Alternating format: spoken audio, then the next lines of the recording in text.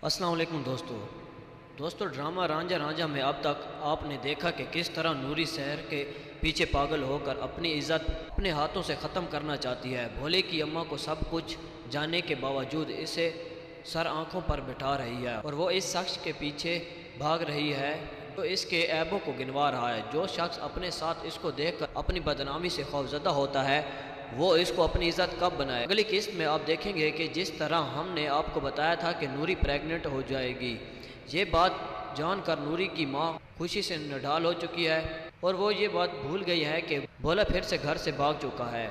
भोले को जब पता चलेगा तो वो खुशी से झूम उठेगा। भोले की ये बात भोले की चच्ची को बताती है तो उनके रंग ही उड़ जाते हैं और वो हैरत से कहती है नूरी माँ बनने वाली है। इस पर भोले की माँ कहती है हाँ, कितनी खुशी की बात है। रिजवाना चच्ची जब ये बात असद मियाँ को बताती है तो उनके तो वैसे ही हवाएं उड़ जाती हैं। ये साहिब तो वैसे भी नूरी और भोले को रास्ते से हटा रहा है।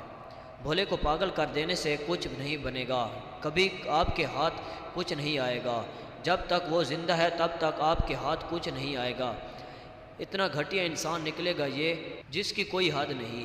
नूरी को बुरा कहने वाला खुद में झांक कर देखे। नूरी अपनी प्रेग्नेंट की खबर सुनकर बहुत परेशान है कि कहीं जौहर निसार अपने कदम पीछे ना हटा ले। नूरी इसको मिलने पहुंच जाती है और कहती है कि मेरे बच्चे के साथ मुझे अपनाओगे। जौहर निसार कहता है कि मैं हर हाल में शादी करूंगा। नूरी ये बात सुनकर बहुत खुश हो जाती है, लेकिन वो कितनी बेवकूफ़ है कि जो इंसान इसके ऐबों को बर्दाश्त नहीं कर सकता वो कैसे किसी और का बच्चा बर्दाश्त कर सकता है। और वो भी भोले जैसे इंसान के वो सिर्फ नूरी को रास्ते से हटाना चाहता है ताकि वो कोमर के साथ खुशगवार ज़िंदगी गुजार सके और उसके आसपास भी नज़र ना आए।